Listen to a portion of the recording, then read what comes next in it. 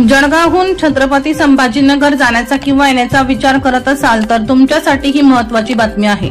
जामनेर तालुक्यातील वाकोद या गावातील वाघूर नदीवरील छत्रपती संभाजीनगर ते जळगाव या राष्ट्रीय महामार्गावरील क्रमांक 753 F डाव्या बाजूस असलेल्या जुन्या मोठ्या पुलाची परिस्थिती अत्यंत कमकुवत झालेली असून सदर पूल हा पूर्णपणे जीर्ण झालेला आहे। त्यामुळे सदर पूल वाहतुकीकरिता धोकादायक झालेला असून या ठिकाणी मोठा अपघात होऊन जीवितहानी होण्याची दाट शक्यता निर्माण झालेली आहे व जळगाव ते छत्रपती संभाजीनगर या महामार्गाची वाहतूक पूर्णपणे ठप्प होण्याची शक्यता नाकारता येत नाही।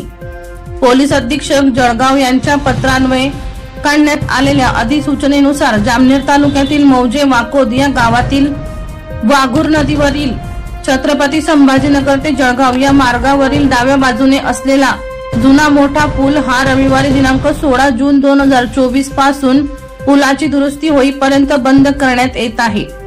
पर्याय क्रमांक 1 जड वाहतूक नेरी एरोंडोल चाळीसगाव छत्रपती संभाजीनगर। पर्याय क्रमांक 2 हलकी वाहतूक फरदापूर तोंडापूर मांडवा वाकडी शहापूर जामनेर नेरी असा बदल करण्यात मंजुरी दिली आहे। दीपक राठोड यांचा रिपोर्ट DR न्यूज जळगाव।